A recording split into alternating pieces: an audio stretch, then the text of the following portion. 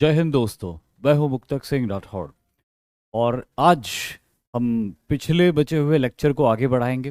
Last time हमने Gupta empire की political history के बारे में डिस्कस किया था। लेकिन वो डिस्कशन पूरा नहीं हो पाया था क्योंकि हमारे पास वक्त कम पड़ गया था हमेशा की तरह। और इसीलिए उस पॉलिटिकल हिस्ट्री को कंप्लीट करने के बाद जो आज का हमारा प्राइम टॉपिक है उसमें हम गुप्ता एम्पायर की कल्चरल हिस्ट्री के बारे में बात करेंगे। एवरीवन जय हिंद। सबसे पहली, ये यहाँ पे एक फोटोग्राफ देख सकते हो आप। ये कॉइन है गुप्ता पीरियड का और उस कॉइन के अंदर घोड़े के ऊपर बैठे हुए चंद्रगुप्त विक्रमादित्य को दिखाया गया है। एक सिंबॉलिक पिक्चर मैंने यहाँ पे इस चैप्टर के लिए यहाँ पे रखा हुआ है। चंद्रगुप्त विक्रमादित्य घोड़े के ऊपर सवार, सोने का सिक्का भारत के कई म्यूजियम्स में ये मौजूद है। अब हम बात करते हैं चंद्रगुप्त सेकंड की। चंद्रगुप्त सेकंड, जिनके बारे में लास्ट टाइम हमने डिस्कस किया था कि हमको पता चलता है कि ये 300 कब से लेके कब तक, 300 मैं ही भूल गया, 380 एडी से लेके 414 एडी के बीच में रूल करते हैं। तो इतना लंबा ये रूल करते हैं और ये गुप्ता एम्पायर का प्राइम टाइम था। ये गुप्ता एम्पायर अपने पीक पर था इस वक्त। तो क्या अचीव किया था चंद्रगुप्त ने? तो देखिए, ज्यादातर जो अचीव किया था चंद्रगुप्त ने वो टेरिटोरियल कॉन्क्वेस्ट ही किए थे। जो प्राइमरी चीज जो मैं बताऊंगा यहाँ पे गुप्ता एम्पायर के बारे में आपको या चंद्रगुप्त के बारे में, वो सब कुछ टेरिटोरियल कॉन्क्वेस्ट से ही जुड़ा हुआ होगा। पर मैंने आपको एक और चीज बताई थी कि रामगुप्त की कहानी मैंने आपको बताई थी कि हमें एक लिटरेचर मिलता है वैशाख दत्त का लिखा हुआ जिसका नाम है देवी चंद्रगुप्तम। ये जो देवी चंद्रगुप्तम लिटरेचर था, ये देवी चंद्रगुप्तम लिटरेचर हमको बताता था कि एक रामगुप्त नाम का इनकेपेबल रूलर था और उनके छोटे भाई थे चंद्रगुप्त। लेकिन क्योंकि इनकेपेबल रूलर था रामगुप्त, इसीलिए चंद्रगुप्त ने उसको असैसिनेट किया। और वो पूरी कहानी मैंने आपके साथ शेयर करी थी लास्ट लेक्चर में।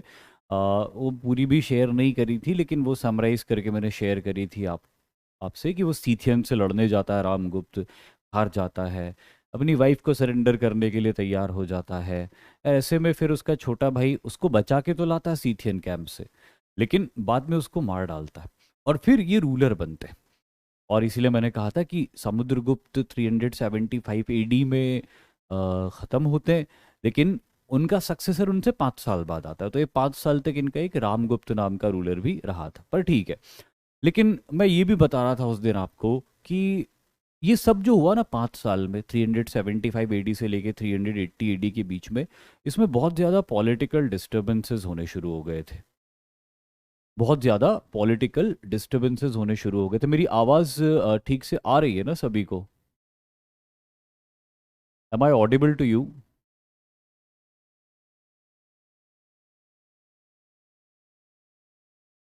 आई am okay to take lecture, there is no problem in that. बस मैं ये जानना चाह रहा हूँ कि क्या मेरी आवाज़ ऐसा तो नहीं कि कमज़ोर आ रही, बहुत ही कम आ रही है? तो मैं कोशिश करूँ थोड़ा सा लाउड होने की।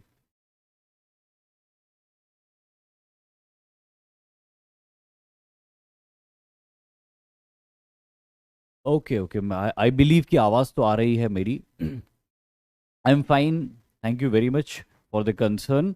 और हाँ, तो जब ये रूल करते हैं तो इतना ज़्यादा पॉलिटिकल डिस्टरबेंस हो चुका होता है जब ये रूलर बनते शुरू में, कि समुद्रगुप्त ने जिन भी रूलर्स को डिफीट किया था और जहां जहां से भी वो टैक्सेस लिया करते थे, उन लोगों ने रेबेलियन कर दिया था।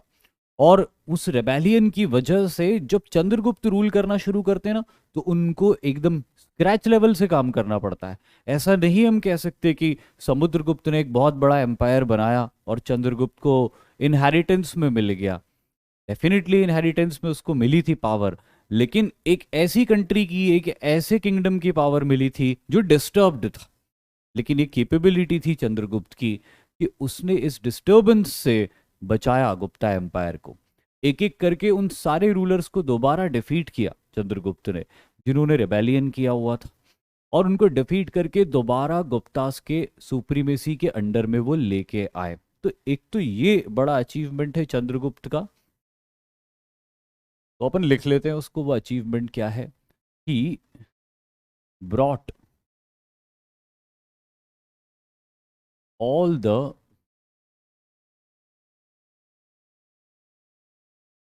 rebellious chieftains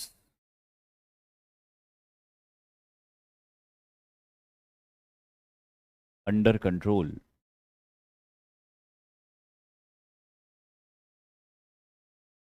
chieftains का मतलब होता है सरदार। सरदार एंशियंट टाइम्स में या एंशियंट इंडिया या मिडाइवल इंडिया में उन लोगों को कहते थे, एक्चुअली सरदार वर्ड करेक्ट नहीं, सिरदार बोलते थे। सिरदार, सिरदार मतलब कि जिनके सिर पे बड़ी पगड़ी होती थी उनको सिरदार बोलते थे, वहां से वो वर्ड जनरेट हो गया सरदार। वो इंग्लिश में चीफ्टन्स बोलते थे। ऐसे जो बहुत सारे चीफ्टन्स थे, रेबेलियस चीफ्टन्स, उनको डिफीट किया और उनको डिफीट करके अपने कंट्रोल में लेके आए, है ना। लेकिन यहाँ पर एक एक इम्पॉर्टेंट फैक्ट है, याद रखने लायक। वो इम्पॉर्टेंट फैक्ट ये है कि इस प्रोसेस में इन सारे चीफ्टन्स को डिफीट करने के लिए इन्होंने एक मैट्रिमोनियल अलायंस किया था। तो वो मैट्रिमोनियल अलायंस, इनके दो मैट्रिमोनियल अलायंसेस थे, दोनों ही हमें याद रखने। तो पहला मैट्रिमोनियल अलायंस था ही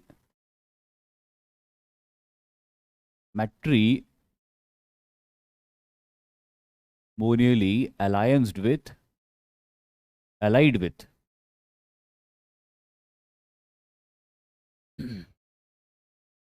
कुबेर नागा।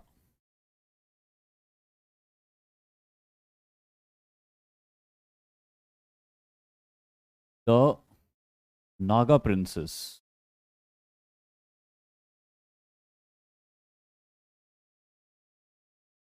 कुबेर नागा नाम की एक राजकुमारी थी, उनसे इन्होंने विवाह किया था। नागा डायनेस्टी की, नागा जो है ना, ये वो नागालैंड वाले नागा नहीं है, ये नाग है। तो वो जैसे अंग्रेजी कर देती ना, राम को रामा कर देती है, तो वैसे वो नाग को नागा कर दिया उन्होंने। लेकिन वो इसी तरह से लिखा रहता है किताब में, तो मैंने उसको नाग नहीं लिखा। तो ये नाग डायनेस्टी थी नॉर्दर्न इंडिया में कहीं। उनकी मदद ली इन्होंने, और उनकी मदद लेने के लिए उनसे संबंध प्रगाढ़ किए, और इसीलिए उनकी एक राजकुमारी से इन्होंने खुद विवाह किया। और उसके बाद नाग डायनेस्टी से जो उनको सपोर्ट मिला, उसकी मदद से उन्होंने दूसरे चीफ्टन्स को डिफीट किया था। ऐसा एक और मैट्रिमोनियल अलायंस इन्होंने किया था।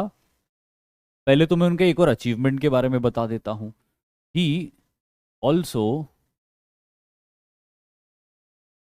Defeated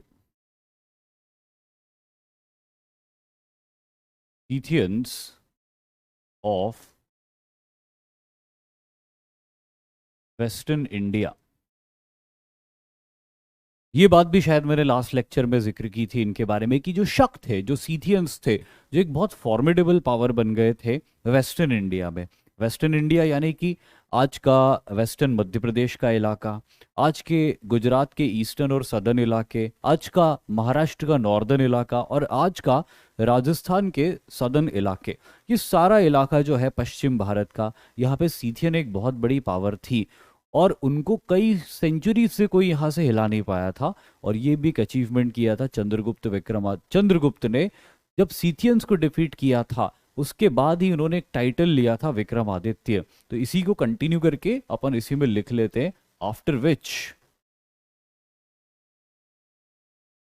he assumed the title Vikram Aditya.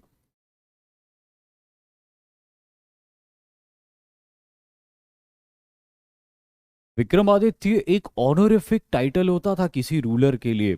Her ruler ऐसा टाइटल नहीं अज्यूम कर सकता था।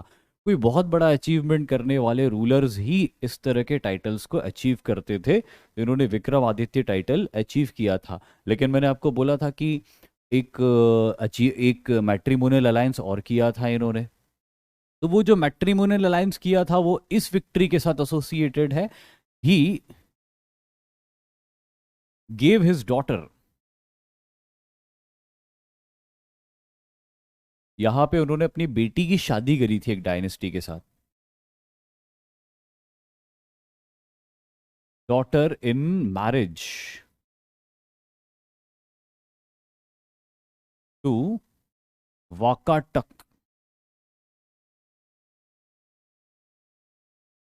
प्रिंस। एक वाकाटक किंगडम हुआ करता था, जो आज का साउथ मध्य प्रदेश का इलाका, आज का ईस्टर्न महाराष्ट्र का इलाका और आज का तेलंगाना का इलाका है ना, इस पूरे इलाके में किंगडम हुआ करता था। उस किंगडम को वाकाटक किंगडम कहते थे, वाकटक, या उसको उस समय वाकटक बोलते थे, लेकिन ये अंग्रेजी प्रोनाउंसिएशन में वाकाटक हो गया है। ये जो वाकटक किंगडम था, ये वाकटक किंगडम के एक राजकुमार के साथ में इन्होंने अपनी बेटी प्रभा, उसकी बेटी का नाम भी, हाँ उसकी बेटी का नाम भी मैं आपको बता देता हूँ। उसकी बेटी का जो नाम था वो था प्रभावती।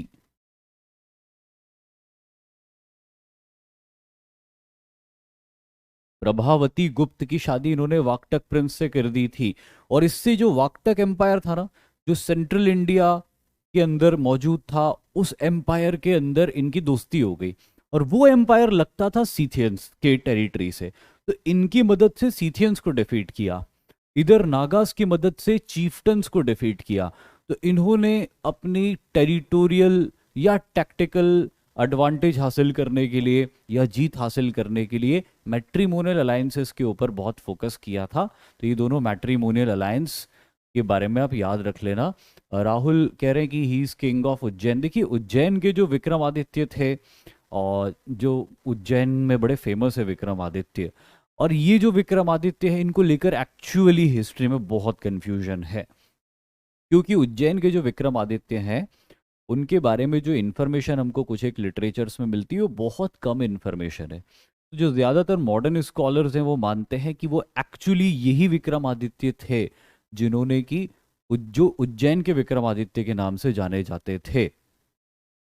लेकिन ये विक्रमादित्य 380 से 414 ईडी में रूल करते। और वहीं पे विक्रम संवत, जो उज्जैन के विक्रमादित्य थे, उन्होंने एक कैलेंडर की शुरुआत करी थी विक्रम संवत, जो 58 बीसी से शुरू होता है। तो अगर वो विक्रमादित्य यही थे तो फिर वो कैलेंडर 58 बीसी से कैसे शुरू होता है? ये तो 380 एडी से रूल कर रहे हैं। तो इसको लेकर है ना बहुत ज़्यादा कन्फ्यूजन है। तो वो जो उज्जैन के विक्रमादित्य रूलर है ना, इसीलिए हिस्ट्री में उनका कोई चैप्टर नहीं है, कोई जिक्र नहीं है। क्यों? क्योंकि कुछ कन्फर्मेशन नहीं है, कोई ऐसे दो तीन सोर्सेज नहीं है जो एक दूसरे को कंफर्म कर रहे हो, कॉम्प्लीमेंट कर रहे हो उज्जैन के विक्रमादित्य के बारे में। बट फिर भी ज़्यादातर जो लोग हैं ना, जो हिस्टोरियंस हैं, वो ये मानते हैं कि ये वही विक्रमादित्य थे जो उज्जैन में भी रूल करते थे। क्योंकि हमको ये तो पता चलता है गुप्तास की हिस्ट्री और गुप्तास के एविडेंसेस के मदद से कि इनकी, यानी कि गुप्तास की और पर्टिकुलरली चंद्रगुप्त सेकंड की दो कैपिटल्स हुआ करती थी। एक तो पाटलिपुत्र हुआ करती थी इनकी कैपिटल, और दूसरी कैपिटल इनकी हुआ करती थी उज्जैन। उज्जैन इनकी कल्चरल कैपिटल हुआ करती थी, सांस्कृतिक राजधानी। पाटलिपुत्र एडमिनिस्ट्रेटिव कैपिटल हुआ करती थी। अब बात ये आती कि जब वो विक्रम संवत 58 बीसी में शुरू हुआ था, ये 380 एडी में रूल कर रहे थे, तो ये वो कैसे हो सकते? तो यहाँ पे फर्दर और स्टडीज हुई और उन स्टडीज से कंक्लूड हुआ कि एक्चुअली विक्रम संवत का यूज इंडिया में 10th सेंचुरी ईडी के बाद से शुरू हुआ। बना वो 58 बीसी में ऐसा, उसका उसकी गणना के हिसाब से यूज उसका 10th सेंचुरी ईडी के बाद होना शुरू हुआ। और इसीलिए स्कॉलर्स मानते हैं क्योंकि बहुत बाद और उन दोनों के बीच में ये रूलर रूल करते हैं, तो चीज़ें बड़ी कंफ्यूजिंग है वहाँ पे। इसलिए कोई एक कंक्लूजन नहीं निकल के आता। बट फिर भी स्कॉलर्स मानते हैं कि जो 58 बीसी की तारीख है, तो ये थोड़ा सा मिस कैलकुलेशन हुआ 10th सेंचुरी एडी के बाद में चंद्रगुप्त को लेके, और एक तारीख तय कर दी गई कि भाई वहाँ से विक्रम संवत की शुरुआत होती है। उज्जैन के विक्रमादित्य की कहानी बहुत अलग है, जो कभी और किसी दिन वक्त मिला तो हम डिस्कस करेंगे। ये जो 4 पॉइंट्स मैंने लिखाए हैं इनके बारे में, ये चारों पॉइंट्स बहुत अच्छे से आप ध्यान रख लेना। पॉलिटिकल हिस्ट्री में इनसे यही पॉइंट्स जुड़े हुए हैं। इसके बाद जो अगला इंपॉर्टेंट चीज जो इनसे जुड़ी हुई है, जो आपको याद रख लेना है, अब वो अगली इंपॉर्टेंट चीज है Chandragupta second and his 9 jewels.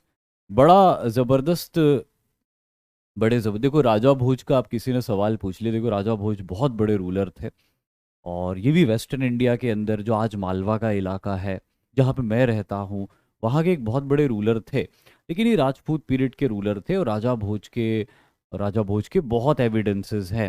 Rajput period में मैं डेफिनेटली राजा भोज के बारे में आपको बताऊंगा, बड़े अचीवमेंट्स है राजा भोज के। खैर, चंद्रगुप्त इतने बड़े रूलर थे, बहुत पैसा था उनका।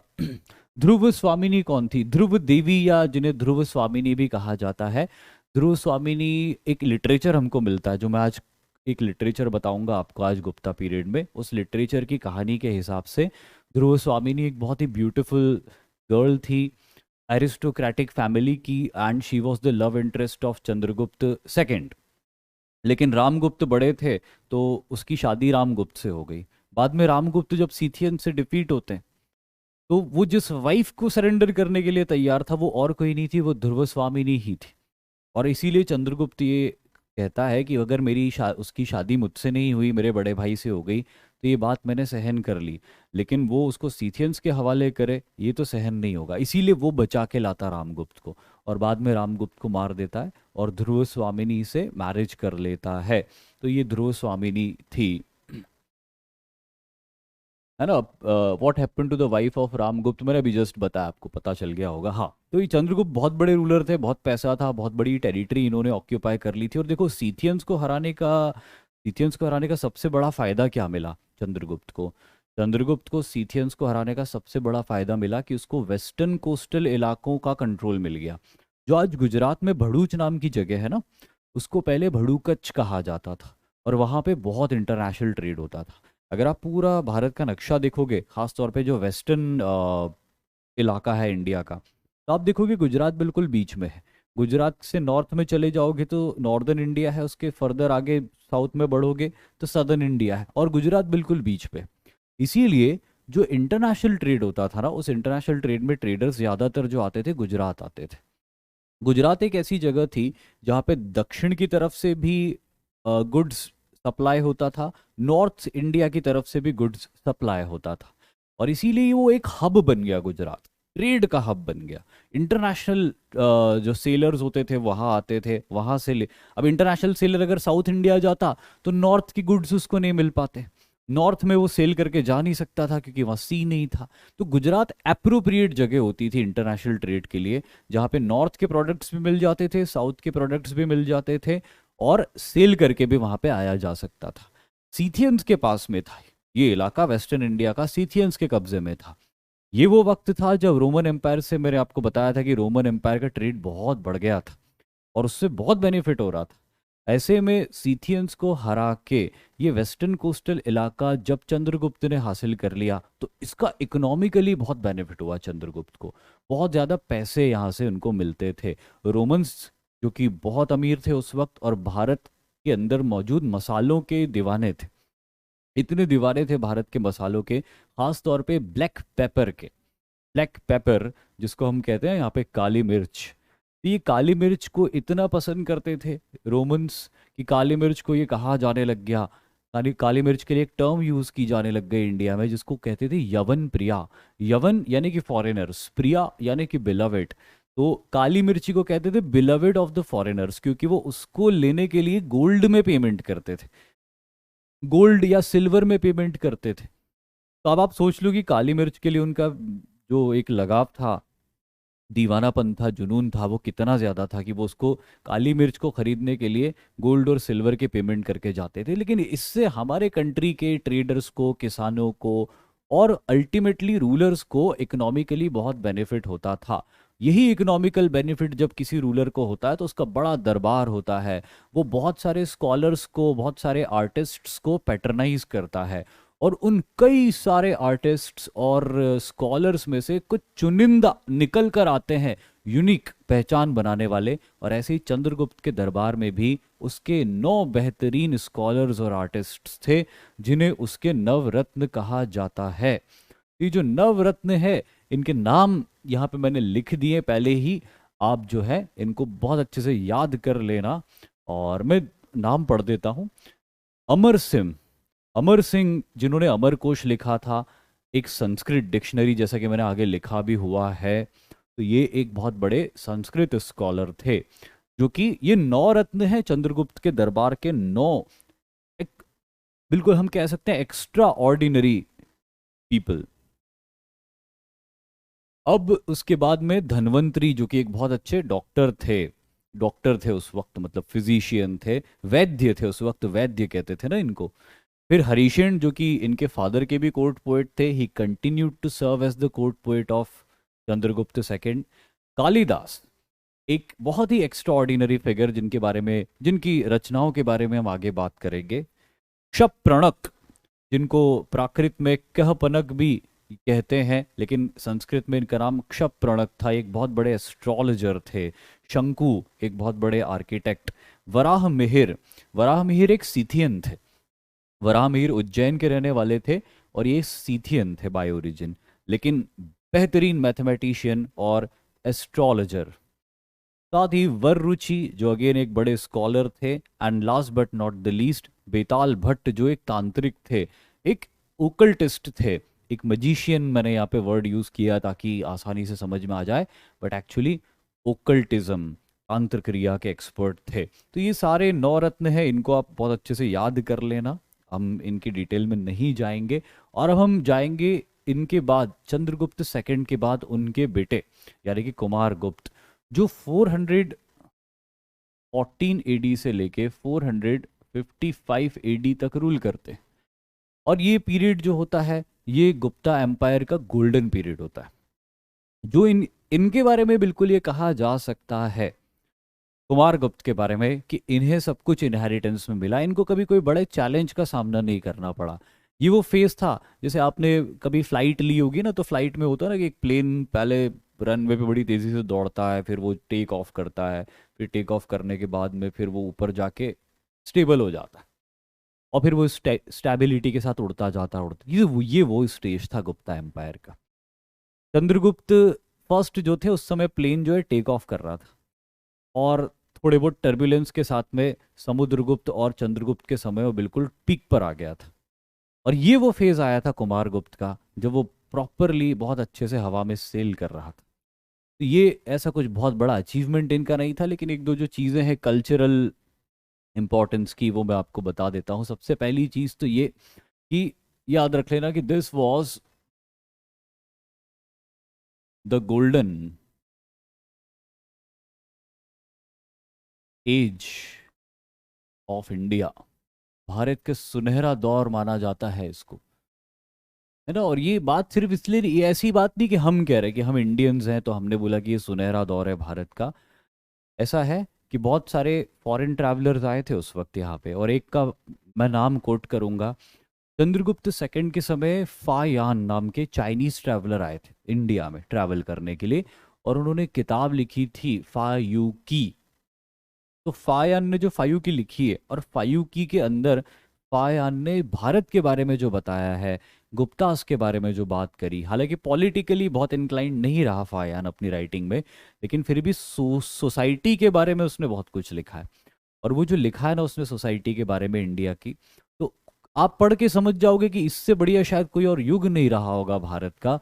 इतनी तारीफ वो करता है भारत की, भारत के लोगों की, भारत के लोगों की वर्चुअसनेस की, भारत के रूलर्स की, उनकी वेल्थ की, हर चीज़ की वो सिर्फ तारीफ ही करता है, वो कहीं से भी कोई गलती नहीं निकालता है। तो ये बात साबित हो जाती है, देखो हम अपनी तारीफ करें तो शायद वो इतनी मैटर नहीं करती, लेकिन अगर कोई फॉरेनर आके हमारे कंट्री के अंदर हमारी तारीफ करके जा रहा है दिल खोल के, दैट मीन्स कि डेफिनेटली वो दौर भारत का बहुत बढ़िया दौर रहा होगा। ठीक है, अब ये गोल्डन एज था इनका, और इसी गोल्डन एज के अंदर एक बड़ा कल्चरल कंट्रीब्यूशन किया था कुमार गुप्त ने, और वो बड़ा कल्चरल कंट्रीब्यूशन था एस्टैब्लिशमेंट ऑफ कौन सी university, Nalanda university.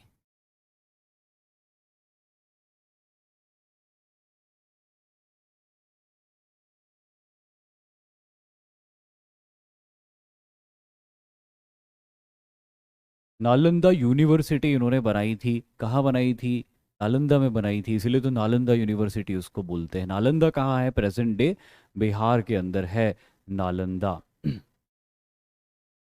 Ram, why do you want my jacket, please give me your jacket, it's very cold here. Okay, तो नालंदा यूनिवर्सिटी जो थी दुनिया की एक प्रीमियर यूनिवर्सिटी हुआ करती थी। अनफॉर्चुनेटली आज हमारे बहुत सारे एजुकेशनल इंस्टीट्यूशंस दुनिया के प्रीमियर एजुकेशनल इंस्टीट्यूशंस में बहुत पीछे, एनडीए को छोड़ के। NDA one of the best है अभी भी दुनिया के अंदर। मिलिट्री इंस्टीट्यूशंस जहाँ पे ट्रेनिंग दी जाती है उसमें NDA one of the best है, टॉप में है एनडीए। ये मैं इसलिए नहीं बोल रहा हूँ क्योंकि आप लोग एनडीए के एस्पायरेंट्स हो, इट्स अ फैक्ट। ये मैं कोई सी भी क्लास में होता तो ये बात बोलता कि हमारी जो मिलिट्री ट्रेनिंग इंस्टीट्यूशंस हैं पर्टिकुलरली एनडीए दुनिया में वन ऑफ द बेस्ट है। वैसे ही नालंदा यूनिवर्सिटी भी थी। हालांकि नालंदा यूनिवर्सिटी मिलिट्री ट्रेनिंग नहीं देती थी, लेकिन मैं कंपेयर कर रहा हूँ कि दुनिया में उसकी पॉपुलैरिटी के तौर पे। तो वो जो नालंदा यूनिवर्सिटी है, अब तो राजू कुमार बोल रहे कि आई एम फ्रॉम नालंदा। बहुत अच्छी बात है राजू। अब तो वहाँ पे आप गए होंगे, आपने देखा होगा उस साइट को। अब वो खंडहर बन चुकी है, उसके रिमेन्स बचे हुए हैं, क्योंकि 1200 AD में मोहम्मद इख्तियारुद्दीन बख्तियार खिलजी ने उसमें आग लगा दी थी। हज़ारों टीचर्स और स्टूडेंट्स मार दिए गए थे। बहुत सारे लिटरेचर्स जल के राख हो गए थे। दोबारा फिर वो रिवाइव नहीं हो पाई यूनिवर्सिटी कभी भी। लेकिन उससे पहले के दौर में यहाँ पर इन्होंने इसका इस्टेब्लिशमेंट किया था, और ये देश विदेश से यहाँ पर स्टूडेंट्स पढ़ने के लिए आते थे। क्या पढ़ने के लिए आते थे? आप ये पूछो कि क्या नहीं था यहाँ पढ़ने के लिए। या मैथमेटिक्स भी था, या साइंस भी था, यहाँ तरह तरह के आर्ट्स भी थे, और साथ ही साथ स्पिरिचुअलिटी की प्रैक्टिस करने भी लोग यहाँ पर आते थे। बहुत डिफ़िकल्ट प्रोसेस होता था इसके अंदर एडमिशन का। जैसे कि एनडीए के अंदर भी बहुत डिफ़िकल्ट प्रोसेस होता है। एक्चुअली प्रोसेस डिफ़िकल्ट नहीं होता, हमको लगता है डिफ़िकल्ट है वो, क्योंकि हम डिज़र्विंग नहीं होते तो हमको वो डिफ़िकल्ट लगता है। पर जो भी है, एक टफ प्रोसेस था इसके अंदर एंट्रेंस का। और उसके बाद में बहुत ज़्यादा स्टडीज़, कई सालों तक यहाँ पे स्टडीज़ की जाती, 10-10 साल तक स्टूडेंट्स यहाँ पे रह के स्टडी किया करते थे। ठीक है। तो ये नालंदा यूनिवर्सिटी इन्होंने इस्टेब्लिश करी थी। हालांकि नालंदा यूनिवर्सिटी अपने पीक पर आई थी हर्षवर्धन के पीरियड में, जो कि बहुत बाद में आने वाला है, तो अगेन अपन उसके बारे में बात नहीं करेंगे। आगे बढ़ेंगे अगले पॉइंट पे। स्कंदगुप्त। स्कंदगुप्त जो रूल करते हैं 455 एडी से लेके 467 एडी तक। एक्चुअली स्कंदगुप्त हो सकता है इससे ज़्यादा भी रूल किए हों, लेकिन इन्फॉर्मेशन नहीं मिलती 467 एडी के बाद में स्कंदगुप्त के रूल करने की। इसीलिए हिस्टोरियंस ने मान लिया है कि शायद इनका रूल 467 एडी में ही ख़त्म हो गया था। लेकिन यहाँ पे एक इम्पॉर्टेंट इंफॉर्मेशन हमको मिलती है। वो इम्पॉर्टेंट इंफॉर्मेशन हमको मिलती है इन्वेजन ऑफ द, इनको बोलते हैं इंग्लिश में हंस। इनको इंग्लिश में बोलते हैं हंस, और हिंदी में इनको बोलते हैं हूण। भारत में इनको हूण कहा जाता था। सेंट्रल एशिया, देखो इंडिया के साथ ये हमेशा एक बहुत बड़ी ट्रेजेडी रही है कि इंडिया जब भी बहुत वेल्दी हुआ है, इंडिया में जब भी बहुत प्रॉस्पेरिटी हुई है, तो आसपास के इलाके के हमलावर, लुटेरे, ये हमेशा अट्रैक्ट हुए हैं इस वेल्थ को लूटने के लिए, इसकी प्रॉस्पेरिटी, और इस प्रोसेस में इसकी प्रॉस्पेरिटी को ख़त्म करने के लिए। यहाँ पर भी ये चीज़ होती है कि इतना वेल्थ, क्योंकि इंडिया के नॉर्थ वेस्ट में जो कंट्रीज़ हैं, जैसे अफ़गानिस्तान है, उसके साथ में लगा हुआ ईरान है, या उसके नॉर्थ में ताजिकिस्तान है और तुर्कमेनिस्तान है, ये सेंट्रल एशिया की जो कंट्रीज़ होती थी, यहाँ से बहुत सारे इन्वेडर्स आते थे भारत। अभी अफ़गानिस्तान हो, या तुर्कमेनिस्तान हो, या उज्बेकिस्तान हो, या ताजिकिस्तान हो, या इवन ईरान भी हो, इन कंट्रीज़ में क्या है, आज तो ठीक है ईरान में ऑयल वॉयल मिल गया तो उसकी थोड़ी वर्ल्ड में थोड़ी वैल्यू है। लेकिन अदरवाइज इनकी क्या है, इनके पास में ना, इनके पास में कोई डाइवर्स जियोग्राफी है ना, यहाँ कोई ख़ास बारिश होती है ना, यहाँ कोई बहुत बड़ी बड़ी नदियाँ हैं। तो यहाँ पर क्या होता है कि गरीबी गरीबी रहती थी, बहुत स्टैटिक सी लाइफ होती थी यहाँ पे। वही कैटल रियरिंग का काम होता था, उससे आगे वो बढ़ नहीं पाते थे। लेकिन वो इस प्रोसेस में क्या अपनी सेनाएं बना लेते थे बड़ी बड़ी, और लगातार कोशिश करते रहते थे कि भारत में किसी तरह घुसने का मौका मिल जाए, भारत में कोई किंगडम इस्टेब्लिश करने का मौका मिल जाए। कई बार उनको, अगर वो 100 बार कोशिश करते थे ना, तो 90 टाइम्स उनको हार का ही सामना करना पड़ता था। लेकिन 10 बार ऐसा होता था कि वो भी जीतते थे। और जब भी वो जीत के आते थे तो यहाँ के पॉलिटिकल कंडीशन को, यहाँ की सोशल लाइफ को बुरी तरह डिस्टर्ब कर देते थे। और ऐसा ही काम उस वक्त हूणों ने किया था। ये हूण भी बहुत ही बैरबरिक होर्ड्स होते थे सेंट्रल एशिया के, जो कि खून के प्यासे टाइप से, दरिंदे टाइप से, ऐसा ऐसा हिस्ट्री में इतिहासकारों ने इनका डिपिक्शन किया है। तो ये जो डिपिक्शन है ना इनका, ये बताते हैं कि भाई हूण जो है ना वो घुसने शुरू हो गए थे भारत के अंदर। और ये शुरू हुए थे कुमारगुप्त के वक्त से। कुमारगुप्त की लाइफ का या उसके रूल का जो आखिरी फेज चल रहा था, उस आखिरी फेज के अंदर हूणों के हमले शुरू हो जाते हैं भारत के ऊपर। और इन हूणों के हमलों से कुमारगुप्त के बाद बचाता है स्कंदगुप्त। इसमें कोई शक नहीं कि हूण बहुत बैरबरिक थे, और हूणों ने दुनिया के अलग अलग इलाकों में जाके तबाही मचा दी थी। सेंट्रल एशिया से हूण सिर्फ इंडिया नहीं आए थे, सेंट्रल एशिया से ये हूण ईरान की तरफ भी गए थे।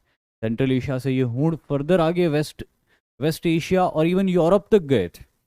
और यूरोप में इन हूणों ने रोमन एम्पायर को डिस्ट्रॉय कर दिया था। अगर आप कभी पढ़ोगे तो आपको एक नाम मिलेगा, अटीला।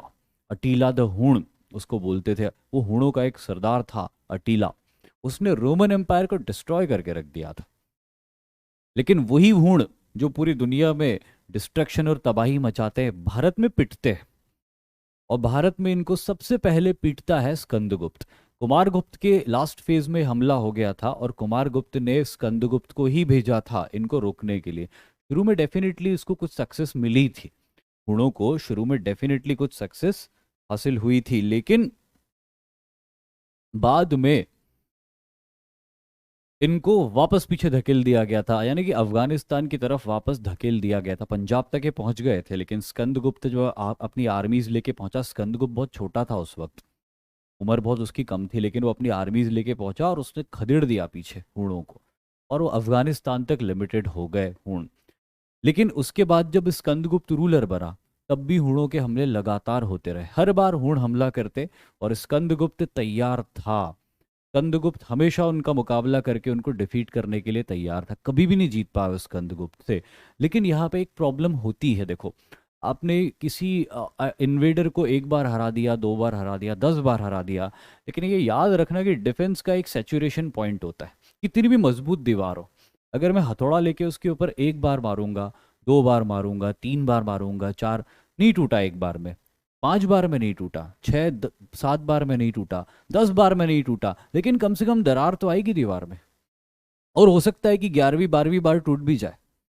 तो ये एक बहुत बड़ा एक मिस्टेक जो होता है कई बार बड़ी कंट्रीज, हमारी कंट्रीज जैसी कंट्रीज करती है, कि वो डिफेंसिव हो जाती बस, है ना। वो ऑफेंसिव डिफेंस नहीं रहता या डिफेंसिव ऑफेंस नहीं रहता, वो सिर्फ डिफेंसिव हो जाती। सोचो कि आपने दीवार को एक बार मारा, 2 बार मारा, 3 बार मारा दीवार को, चौथी बार दीवार में से निकल के कुछ आया और आपको पड़ा, आप 5वीं बार हिम्मत नहीं करोगे दीवार को मारने की, क्योंकि आपने क्या देखा कि यार इसको मारते हैं ना तो ये भी पलट के मारती। अब दीवार तो नहीं मारेगी, वो तो मैंने एक एग्जाम्पल दिया।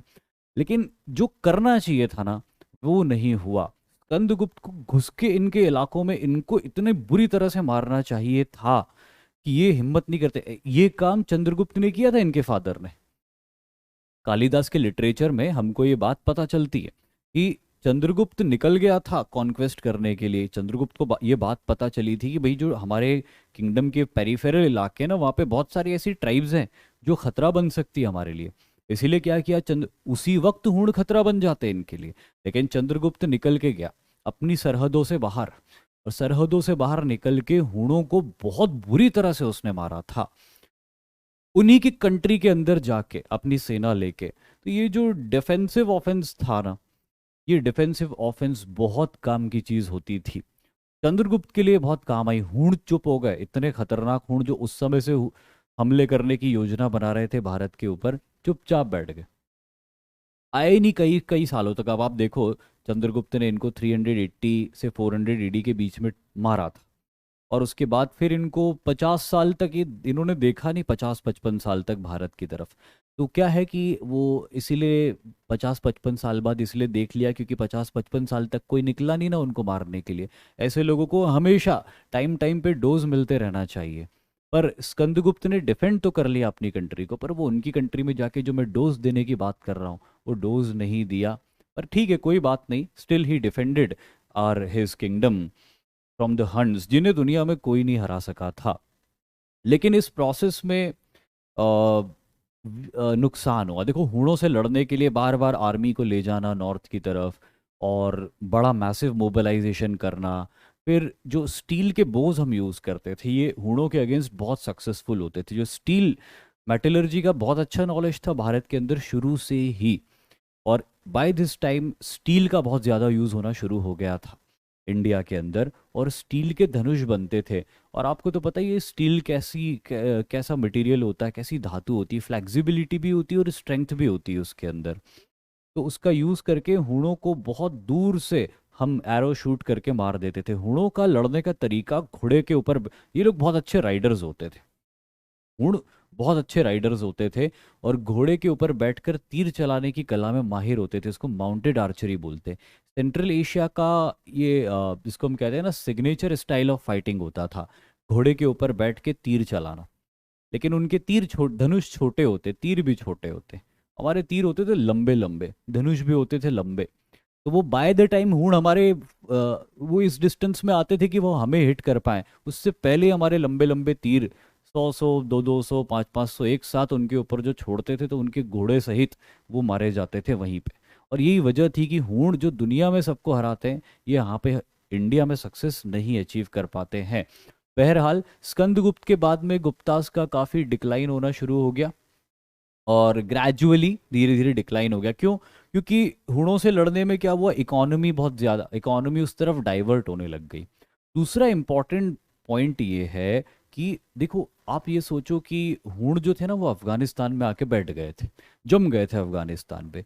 तो जो वो सिल्क रूट का जो ट्रेड था जिससे इंडिया बहुत बेनिफिट होता था, वो तो पूरा डिस्ट्रॉय हो गया। साथ ही साथ हूणों ने रोमन एम्पायर को डिस्ट्रॉय कर दिया था। रोमन एम्पायर को डिस्ट्रॉय करना मतलब कि कस्टमर्स को डिस्ट्रॉय कर दिया। भाई रोमन एम्पायर से आपको वेल्थ मिलती थी ना, रोमन एम्पायर, रोमन्स आपके कस्टमर्स होते थे, वही आते थे ग्राहक। अब वो ग्राहक को ही मार दिया, अभी दुकानदार तो बच गया, दुकानदार तो बच गया हूणों से, लेकिन हूणों ने ग्राहकों को मार दिया। अब दुकानदार का तो नुकसान हो गई ना, उसने अपनी दुकान को लुटने से तो बचा लिया, लेकिन ये माल खरीदेगा कौन अब, कि ग्राहक ही नहीं रहा। तो ये हूणों ने हमारा नुकसान किया। एक तो सिल्क रूट का ट्रेड डिस्ट्रॉय कर दिया अफगानिस्तान में बैठ के, दूसरा रोमन एम्पायर को डिस्ट्रॉय कर दिया। ये दोनों ही काम करके उन्होंने गुप्तास को कमजोर बनाया। देखो हूण गुप्तास से जीत नहीं पाए, मैदान जंग में नहीं जीत पाए उनसे, लेकिन इसके बाद भी उन्होंने गुप्तास को नुकसान पहुंचा दिया। कैसे? एक सिल्क रूट का रास्ता ब्लॉक करके, और दूसरा रोमन एम्पायर को डिस्ट्रॉय करके। और इसीलिए स्कंदगुप्त के बाद जो हम रूलर्स देखते हैं गुप्तास के, जिनको लेटर गुप्ता रूलर्स कहते हैं, वो कमज़ोर थे, वो ज़्यादा कुछ अचीव नहीं कर पाए, और धीरे धीरे एम्पायर का डिसइंटीग्रेशन होना शुरू हो गया था। ठीक है, अब इसके बाद में हम कल्चरल हिस्ट्री पे आएंगे गुप्तास की। लेकिन देखो कोई बात नहीं, डिक्लाइन हो गया तो क्या हो गया, 319 एडी से लेके लगभग 500 एडी तक अच्छे से रूल किया कि नहीं किया, मतलब ऑलमोस्ट 200 साल तक भारत के एक बहुत बड़े हिस्से पे गुप्ताज ने रूल किया। देखो जो भी तारा जन्म लेता है कभी ना कभी तो उसको टूटना ही होता है, लेकिन मैटर ये करता है कि वो तारा जब था तब कितना चमकता था, कितना वो टिमटिमाता था, कितना उसमें ग्लो था। ये बात ज्यादा मायने रखती है। देखो जो भी पैदा हुआ है ना, मरना उसको है ही। कौन सा एम्पायर ऐसा है दुनिया में जो कभी शुरू हुआ था और आज तक चल ही रहा है? हर एम्पायर गिर गया, हर एम्पायर खत्म हो गया एक वक्त के बाद आके, है ना। तो कोई बात नहीं, गुप्ताज का भी एंड हो गया पॉलिटिकली। लेकिन जैसे कि मैंने बोला कि तारा पैदा होता है, तारा मरता है, ये तो फैक्ट है। लेकिन मैटर ये करता है कि वो जब था तब कितना टिमटिमाया। तो हम देखते कि वो जब था, वो तो हमने देख ही लिया काफ़ी कुछ उनके पॉलिटिकल अचीवमेंट्स में कि वो कितना टिमटिमाए। लेकिन उस प्रोसेस में उन्होंने जो बहुत सारे विद्वानों को पैट्रनाइज किया था, इन विद्वानों ने जो क्रिएशन किए थे, वो क्रिएशन अपने आप में मास्टरपीस थे। और ये क्रिएशंस की हम बात करेंगे, और इस प्रोसेस में सबसे पहले लिटरेरी क्रिएशंस की बात करेंगे। गुप्ता एम्पायर अपने लिटरेरी क्रिएशंस के लिए बहुत ज़्यादा जाना जाता है। ये जो लिटरेरी क्रिएशंस थे ना गुप्तास के, इसमें सबसे पहला नाम आता है कालिदास का। ये जो कालिदास थे, ये बहुत ज़बरदस्त स्कॉलर थे, हमारे ही इलाके के थे, यहाँ पे जो मध्य प्रदेश के वेस्टर्न इलाके हैं यहीं के रहने वाले थे। ये कहाँ एग्जैक्टली ये नहीं पता चलता है, जो लिटरेचर इनसे एसोसिएटेड है वो ये बताते हैं कि ये रहते थे पहाड़ों में। ये जिस जगह पे रहते थे वहाँ पे माउंटेन्स थे, और बहुत ब्यूटीफुल सीन मेंशन किए गए हैं लिटरेचर के अंदर जहाँ ये रहते थे। बहुत सारे वाइल्ड एनिमल्स होते थे वहाँ पे, माउंटेन्स होते थे, उनमें से निकल के आने वाली नदियाँ होती थी। तो ये एमपी के इस इलाके में विंध्याचल माउंटेन्स हैं। तो इसीलिए हिस्टोरियंस ये कंक्लूड करते कि विंध्याचल के पहाड़ों में कोई इनका गांव रहा होगा। पर खैर किसी भी गांव के वो थे, लेकिन उनकी जो कर्म भूमि थी वो उज्जैन थी। एक छोटे से गांव के ये रहने वाले थे, और इनका जो पहला लिटरेचर था जिसे हम कहते हैं ऋतु संहार, ऋतु संहार जिसका मतलब है गार्लैंड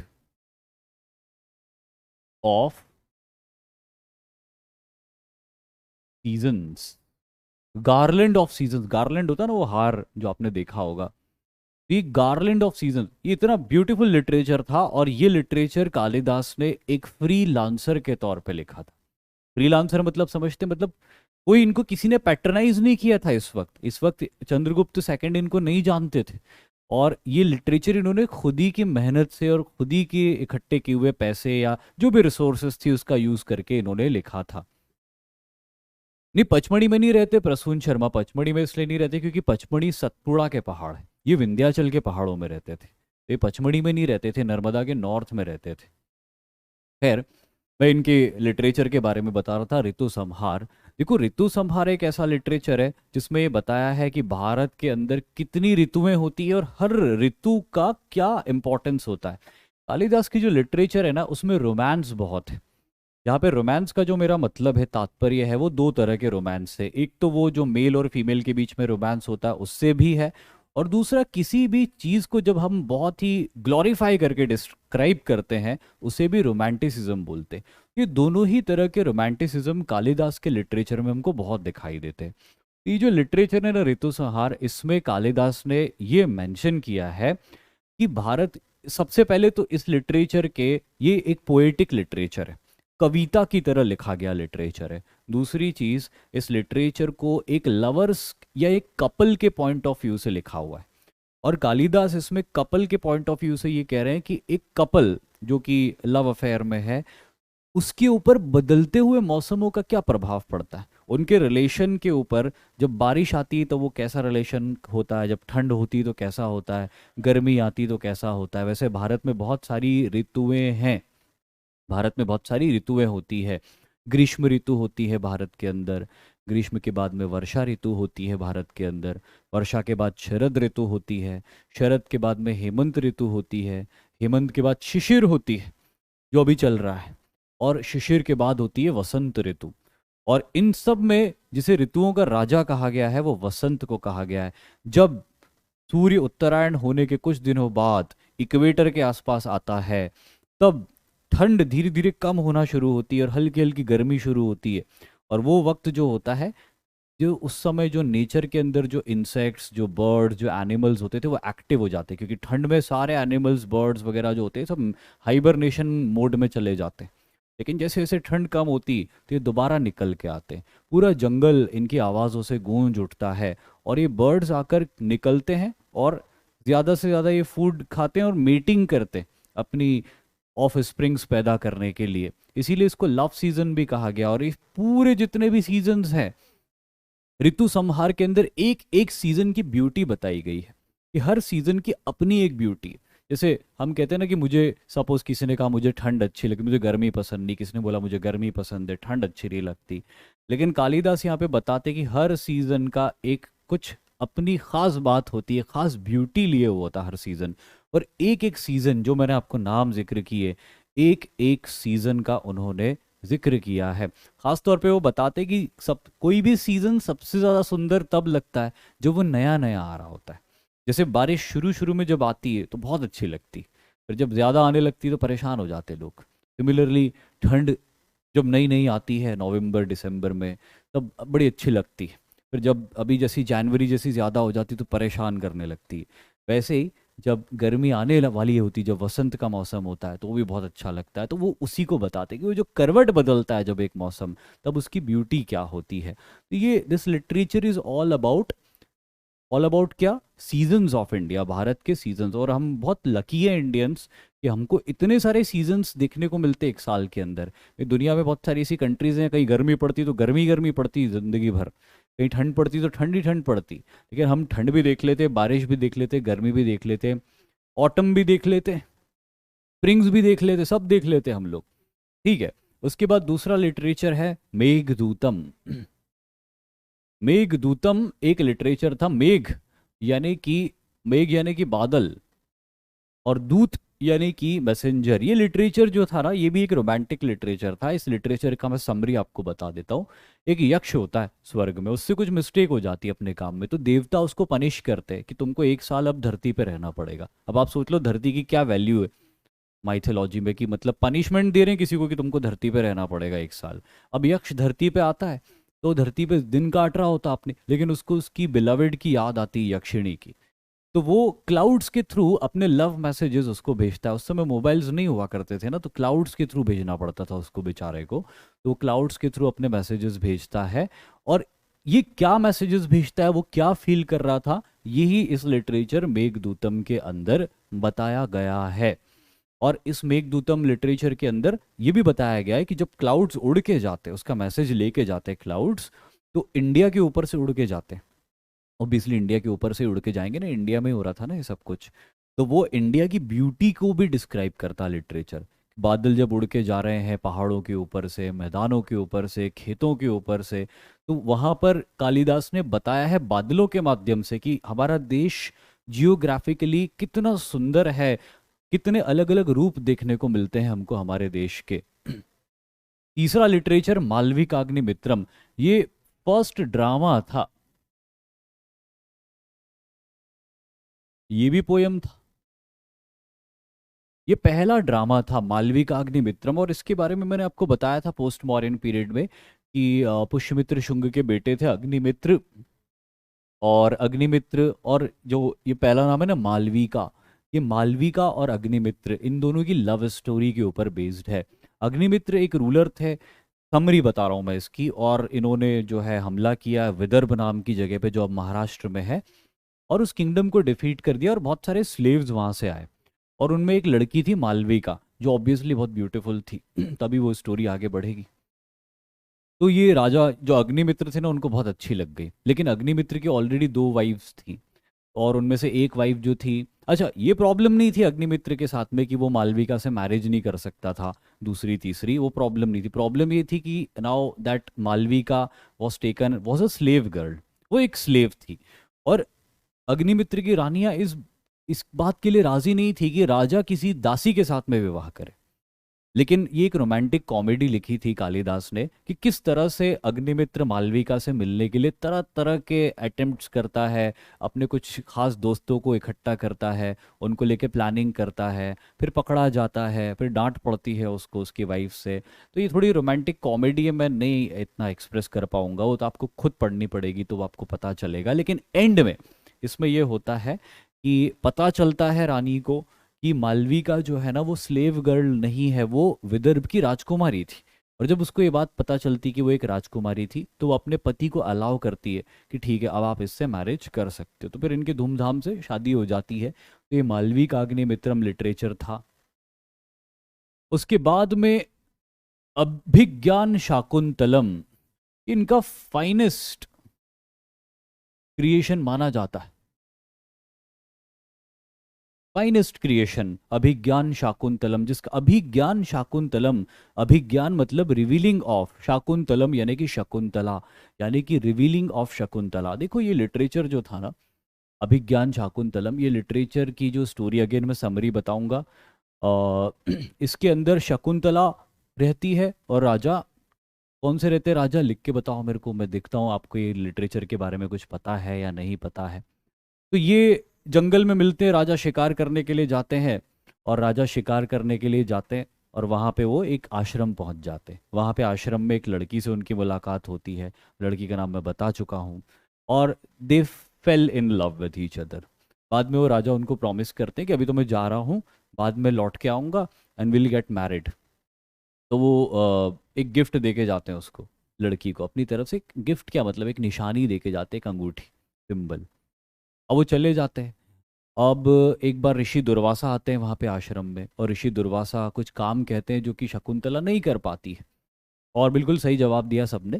तो शकुंतला से काम नहीं होता, तो शकुंतला को ऋषि दुर्वासा श्राप दे देते कि तुम जिसके भी बारे में सोच रही हो ना वो तुमको भूल जाए। अब उसके श्राप से राजा दुष्यंत जो होते हैं वो तो सब भूल जाते हैं। शकुंतला परेशान हो जाती कि अब दुष्यंत तो मुझे भुला दिया, और वो परेशान रहने लगती है ये वो। फिर बाद में दुर्वासा ऋषि जो थे वो बोलते कि चलो ठीक है, कोई बात नहीं, बहुत हो गया, मेरा गुस्सा ठंडा हो गया, अगर उसने तुमको कोई गिफ्ट दिया, वो गिफ्ट तुम उसको दिखा दोगी तो वो तुम्हें वापस याद आ जाए, मतलब तुम उसे वापस याद आ जाओगी। तो ठीक है, वो सोचती कि बहुत ईजी है तो दिखा दूंगी मैं, लेकिन एक बार क्या होता है, गलती से नदी में गिर जाती है वो अंगूठी, और फिर वो परेशान हो जाती कि अब एक ही चीज़ थी जिससे वो मुझे याद रख कर सकता था, वो भी चली गई। लेकिन बाद में वो कोई मछली पकड़ता है एक मछुआरा, और उसके पेट में से अंगूठी मिलती है, और उसको देख के लगता है मछुआरे को कि तो राजा की अंगूठी है, मैं राजा को दे आता हूँ। तो राजा को वो दे के आते हैं अंगूठी, और राजा जैसी अंगूठी को देखते तो उनको याद आ जाता है शकुंतला के बारे में, और फिर वो उसको लेने जाते। तो एक बहुत बहुत लंबी कहानी है, मैंने बहुत समराइज करके आपको बताई है, पर मेरे ख्याल से बहुत लोगों ने सुनी हुई है ये कहानी, इसलिए ज़रूरत नहीं है।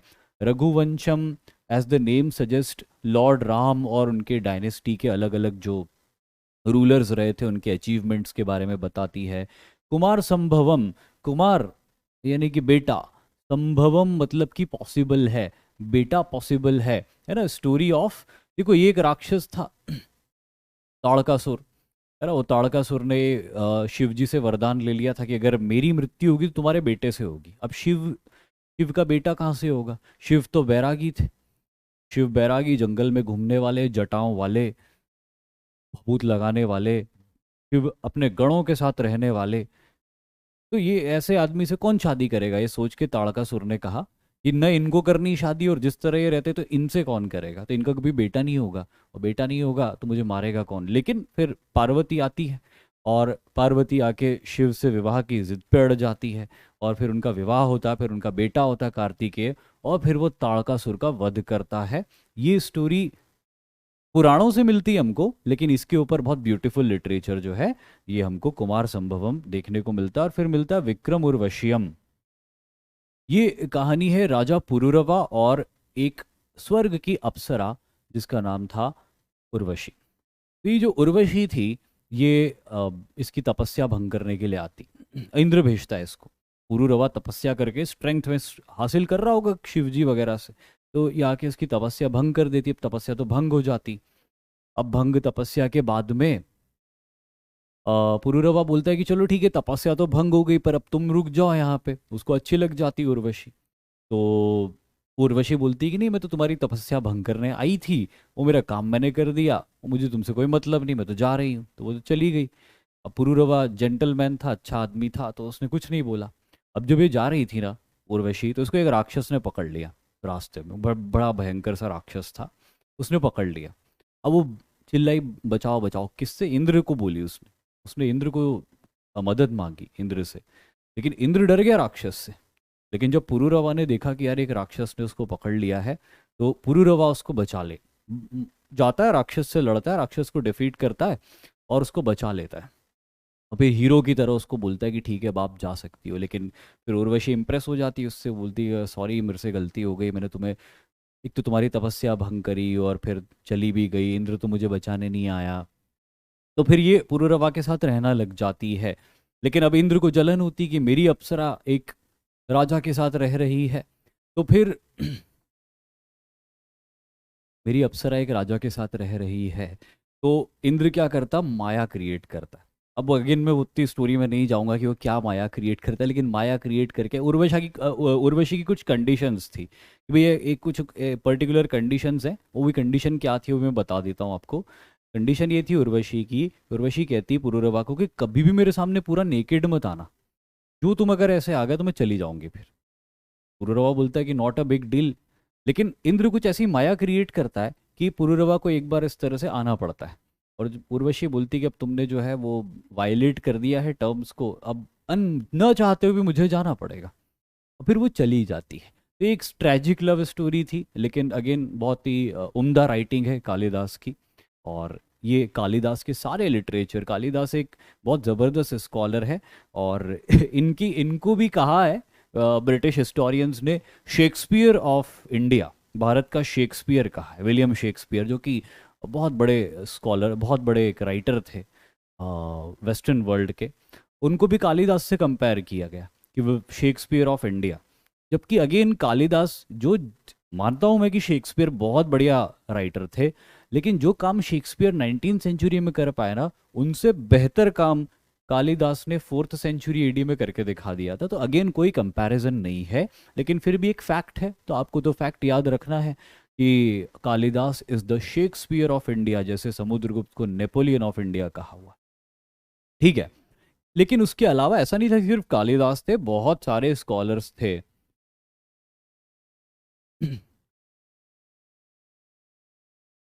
अच्छा, एक एक चीज जो है, चलो आगे मैं बताऊंगा, वो आगे डिस्कस करेंगे, दूसरे स्कॉलर्स और लिटरेचर्स देख लेते हैं। देखो, एक है मुद्रा राक्षस। मुद्रा राक्षस की हम बहुत बात कर चुके हैं। इसके बारे में है, क्या है, इसको लिखने वाले हैं वैशाख दत्त। चंद्रगुप्त मौर्य और चाणक्य के एसोसिएशन और नन एम्पायर के डिस्ट्रक्शन के ऊपर लिखा हुआ लिटरेचर है। फिर है देवी चंद्रगुप्तम, जो कि अगेन वैशाख दत्त ने ही लिखा है। वैशाख दत्त, इन दोनों लिटरेचर को लिखने वाले कौन है? वैशाख दत्त हैं। देवी चंद्रगुप्तम वो स्टोरी है जो मैंने आपके साथ शेयर करी थी कि वो रामगुप्त, सीथियंस, ध्रुव स्वामिनी, चंद्रगुप्त, लव इंटरेस्ट वगैरह वगैरह जो भी था, वो सब स्टोरी जो थी वो देवी चंद्रगुप्तम का हिस्सा थी। मृच्छकटिकम, शूद्रक शूद्रक नाम का एक स्कॉलर था, उसने मृच्छकटिकम लिखी थी। महाजनपद पीरियड के बैकग्राउंड पे लिखी हुई कहानी है मृच्छकटिकम, जिसका जो प्लेस है जहाँ पे ये स्टोरी होती है वो उज्जैन है। उज्जैन के इलाके में, बैक स्टेज में, उज्जैन के बैक स्टेज में ये कहानी लिखी हुई थी, जिसको हम बोलते हैं मृच्छकटिकम। ये कहानी भी जो है ना, इसमें एक ब्राह्मण होता है, यंग ब्राह्मण, स्ट्रगलिंग ब्राह्मण, जिसका नाम होता है चारुदत्त, और एक बहुत ही रिच कोर्टिशन होती है, रॉयल कोर्टिशन, जिसका नाम होता है वसंत सेना। इन दोनों की लव स्टोरी थी ये। तो वसंत सेना और क्या नाम बताया मैंने, चारुदत्त, इन दोनों की ये लव स्टोरी थी। पंचतंत्र, देखो पंचतंत्र के बारे में भी अगेन आप सभी जानते हो। पंचतंत्र आपने पढ़ा भी होगा शायद से, हो सकता है बचपन में आपने पढ़ा। एक ऐसी स्टोरीज, मुझे तो अभी भी बहुत अच्छा लगता है पंचतंत्र पढ़ना। ऐसी स्टोरीज जिसमें एनिमल कैरेक्टर्स होते हैं, और एनिमल कैरेक्टर्स कुछ रोल प्ले करते हैं, और एंड में वो कुछ अच्छा सा मॉरल लेसन दे के जाते हैं।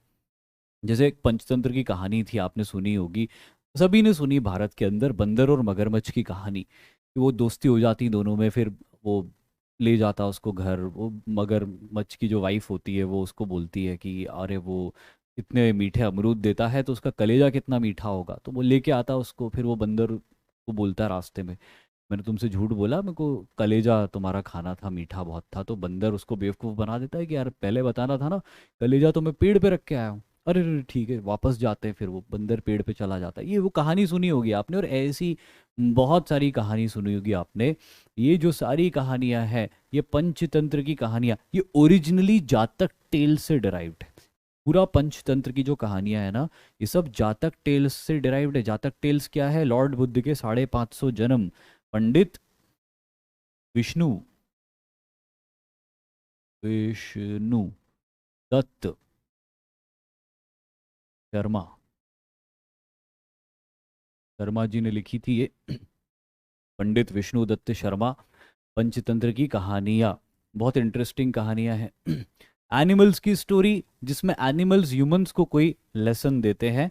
And last but not the least, Kamasutra, written by Vatsyayan.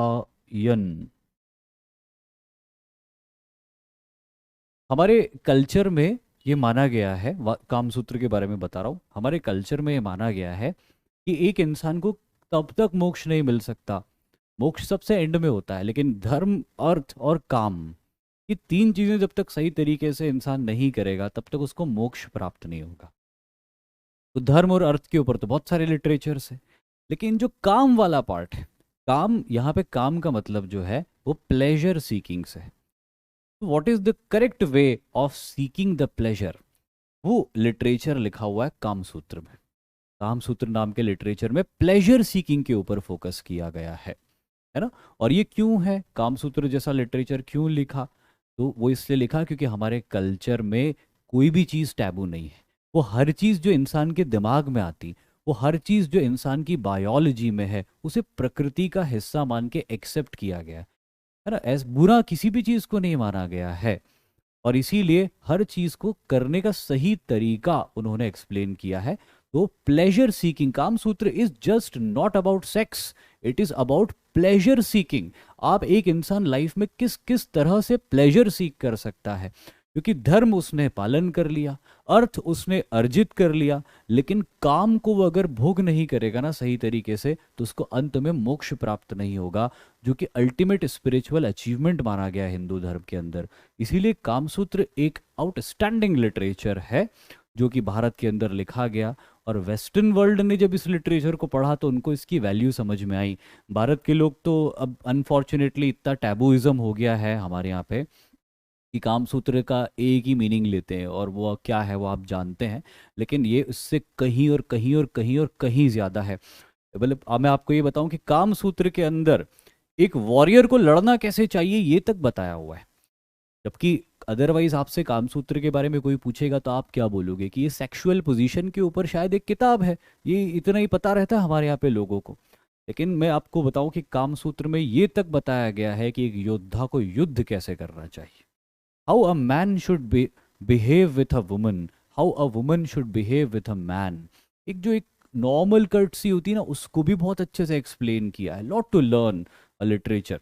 तो ये जो सारे लिटरेचर है ना, ये ग्रेट लिटरेचर्स हैं हमारे, और फॉर्चुनेटली ये लिटरेचर्स जो है ना, ये आज तक सरवाइव कर गए। तो आज भी ये लिटरेचर्स हमारे पास में मौजूद है, खजाना है नॉलेज का। और ये जो लिटरेचर्स हैं, ये लिटरेचर्स इतनी बढ़िया राइटिंग है। देखो कालिदास को, कालिदास ने तो एक कहानी लिखी, लेकिन कालिदास का नाम क्यों है इतना, या जो दूसरे स्कॉलर्स है वैशाख दत्त, शूद्रक, क्या खास था इनमें, खास तौर पे कालिदास में, वो था राइटिंग स्टाइल। कालिदास की अगर किसी लिटरेचर को आप पढ़ोगे ना, कभी लेके आना कालिदास के कोई लिटरेचर को, आप जब पढ़ोगे उस लिटरेचर को, वो ऐसा लिखते हैं कालिदास कि आप विजुअलाइज कर लेते हो। आपको ऐसा लगेगा कि यार मुझे दिख गया, वो पूरी पिक्चर आपके सामने चलने लगेगी। एंड किसी चीज को जब कालिदास ब्यूटीफाई करके बताते हैं, कालिदास ने दो चीजों के ऊपर बहुत फोकस किया, और दो चीजें बहुत ही, इसको बोलते हैं इंटेंसिटी के साथ बताई।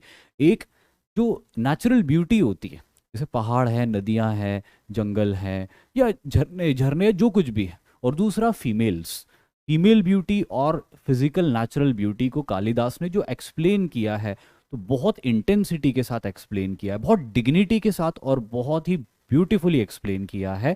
वो तभी पता चलेगा, मैं कितना भी ब्यूटीफुल वर्ड पे स्ट्रेस कर लूँ, लेकिन आप वो चीज़ तभी समझ पाओगे जब आप खुद उसको पढ़ोगे कभी लाइफ में, जब मौका मिलेगा। लेकिन इन रोमांटिक लिटरेचर्स के अलावा भी बहुत कुछ है। अच्छा, ये गुप्ता पीरियड में इतने सारे ऐसे लिटरेचर क्यों लिखे गए जहाँ रोमांस ही रोमांस दिखाई दे रहा है? लगभग हर लिटरेचर में हमको कहीं ना कोई रोमांस दिख रहा है। मेघदूतम में भी वही लिख रहा है, और बाकी लिटरेचर्स में भी वही दिख रहा है। तो ऐसा क्यों है रोमांस? अब ठीक है, आप सामने तो हो नहीं तो जवाब भी दे देते, तो मैं ही जवाब दे देता हूँ आपको। तो ऐसा इसीलिए है, देखो, इसका मतलब ये है, कालिदास के या दूसरे लिटरेचर्स में रोमांस हमको दिखाई दे रहा है, इसका मतलब है कि देश में सब कुछ बहुत अच्छा चल रहा था। जब कोई कंट्री बहुत प्रॉस्पर करती है, जब कोई कंट्री इकोनॉमिकली बहुत अच्छी होती है, जब किसी कंट्री में प्रॉस्पेरिटी होती है, तब उस कंट्री में रोमांस होता है। लेकिन जब कोई कंट्री इन्वेजन का शिकार होती है, जब कोई कंट्री गरीबी भुखमरी का शिकार होती है, तो वहां पे रोमांस का कोई स्कोप नहीं होता। इतना ज्यादा रोमांस बताया गया है कालिदास के लिटरेचर में, जो इंडिकेट करता है कि इंडिया में चीजें कितनी अच्छी चल रही थी, तब जाके ये चीजें होती है समाज में। एक लेखक वही लिखता है जो समाज में देखता है, उसी से, भले लेखक ने एक फिक्टिशियस स्टोरी भी लिखी है ना, तो भी प्रेरणा तो उसको समाज से ही मिलती है ना, उसको इंस्पिरेशन तो सोसाइटी से ही मिलता है। तो वो सोसाइटी से जो देख रहा था कालिदास, जो देख रहे थे कालिदास, वही वो लिख रहे थे। और जो हो रहा था, इसका मतलब है कि देश प्रॉस्पर कर रहा था। ठीक है, समझ गए होंगे आप इस बात को।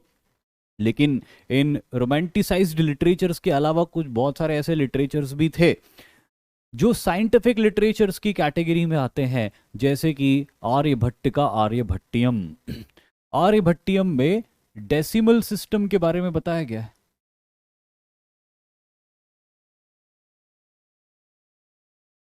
डेसिमल सिस्टम, बहुत सारे लोग बोलते हैं आर्यभट्ट ने जीरो, नहीं जीरो तो बहुत पहले से यूज हो रहा है भारत में, तभी तो ऋग्वेद में 10 राजन युद्ध लिखा हुआ है। तो आर्यभट्ट जो थे ना, उन्होंने डेसिमल सिस्टम दिया था, दशमलव। अब मैं एक्सप्लेन नहीं कर पाऊंगा, मेरा मैथ्स बहुत ही ज़्यादा पुअर है, लेकिन आप सभी का मैथमेटिक्स बहुत अच्छा है, तो आपको पता होगा कि डेसिमल का क्या इंपॉर्टेंस होता है। अगर डेसिमल नहीं होते तो ये दुनिया क्या जैसी है अभी वैसी ही रहती। मैं इतना तो कह सकता हूँ कि नहीं रहती, पर मैं एक्सप्लेन नहीं कर पाऊंगा आपको कि क्यों नहीं रहती, आप बेहतर समझ सकते हैं इस चीज़ को। दूसरी चीज़, ब्रह्मगुप्त। ब्रह्मगुप्त नाम के एक बहुत बड़े स्कॉलर थे, मैथमेटिशियंस थे, जिन्होंने ब्रह्म सिद्धांत का क्रिएशन किया था। और ये ब्रह्म सिद्धांत जो थी ना, ये एलजेब्रा और एलजेब्रा के ऊपर बेस्ड थी। इसका जो मेन फोकस था एलजेब्रा था। अगेन मुझे नहीं पता एलजेब्रा के बारे में कुछ भी, मुझे सिर्फ एक जीब्रा पता है, पर वो ये नहीं है, वो एल एल जीब्रा भी नहीं है, वो अलजेब्रा है ये। अभी क्या होता है तो आप ही जानो, लेकिन ये जो भी है ना, इन्होंने किया है ये। मैं तो बहुत नाराज़ हूँ इन लोगों से, इन्होंने मैथमेटिक्स को डिफ़िकल्ट बना दिया, मुश्किल चीज़ें ले आए मेरे जैसे लोगों के लिए। खैर, एक और बहुत बड़े स्कॉलर थे जिनका नाम पहले हम ले चुका हूँ, वराह मिहिर। उन्होंने जो किताब लिखी थी पंच सिद्धांतिका लिखी थी। इसके अंदर बहुत सारी ऐसी थ्योरीज दी है इन्होंने, जो थ्योरीज बाद में मॉडर्न साइंस ने एक्सेप्ट करी है कि सूरज सेंटर है और पूरी दुनिया, दुनिया नहीं मतलब पूरे ग्रह उसके आसपास चक्कर काटते हैं। ऐसा सिद्धांत इन्होंने पंच सिद्धांतिका के अंदर, पंच सिद्धांतिका का एक पार्ट है जिसको सूर्य सिद्धांतिका बोलते हैं। इसमें सूर्य से धरती की दूरी और सूर्य को केंद्र में रखकर धरती उसके अराउंड रिवॉल्व करती है, ऐसी बातें उन्होंने बताई है। बहुत बढ़िया राइटिंग है इनकी। इनका एक बेटा था, इनका बेटा पृथ्यूषस, और उन्होंने जो है हर्षत पंचशिका नाम की किताब लिखी थी, जो अगेन एस्ट्रोनॉमी के ऊपर बेस्ड थी। नागार्जुन एक बुद्धिस्ट मॉन्क भी थे, लेकिन साथ साथ नागार्जुन एक क्या कह सकता हूं मैं इनको, केमिस्ट्री के बहुत जीनियस थे, लेकिन केमिस्ट नहीं बोल सकते इनको, तो इनको हम बोलेंगे मेटलर्जिस्ट।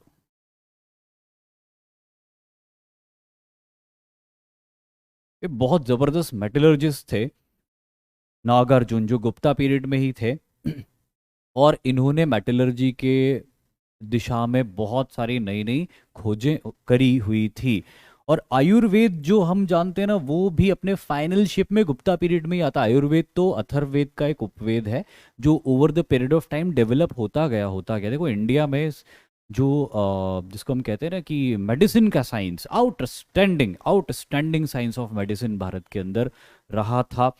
और अब आपको आपको पता भी होगा शायद बहुत सारे लोगों को कि सुश्रुत हमारे देश के अंदर एक बहुत बड़े फिजिशियन थे। सुश्रुत जो थे ना, वो जाने जाते थे प्लास्टिक सर्जरी के लिए। प्लास्टिक सर्जरी तो आज ऐसा लगता है कि प्लास्टिक सर्जरी मतलब कि आज की दुनिया की बात है, लेकिन एंशंट इंडिया में वैदिक पीरियड में प्लास्टिक सर्जरी होती थी। सुश्रुत लोगों की कटी हुई नाक जोड़ देते थे।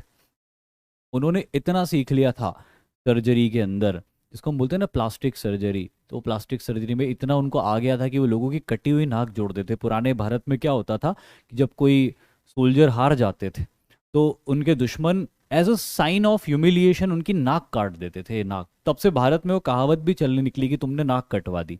ये नाक काटने का चलन था पहले भारत के अंदर, कि हारे हुए सैनिकों की नाक काट दी जाती थी। अब वो नाक जो होती है एक बहुत प्रोमिनेंट फीचर होता है फेस का, और वो कटी हुई होती, तो आप जो इमेजिन कर सकते हो कि सुंदर से सुंदर इंसान भी बहुत खराब लगेगा। लेकिन उनको वो खराब चीज लेके लाइफ लॉन्ग घूमना पड़ता था। सुश्रुत को ये बात बुरी लगी। सुश्रुत ने कहा कि मैं इसको दोबारा ग्रो करूंगा। सुश्रुत ने इसके ऊपर स्टडी किया, उसको दोबारा ग्रो करना सीख लिया। सुश्रुत जैसे, धन्वंतरी जैसे, जीवक जैसे अलग अलग फिजिशियंस ने समय समय पर आयुर्वेद के अंदर अपने कंट्रीब्यूशन दिए। और by the time of Gupta period ये आयुर्वेद जो था अपने कंप्लीट एग्जिस्टेंस के अंदर आ गया था। जो आयुर्वेद आज हम पढ़ते हैं ना, बहुत सारी चीजें वो गुप्ता पीरियड के अंदर आई थी।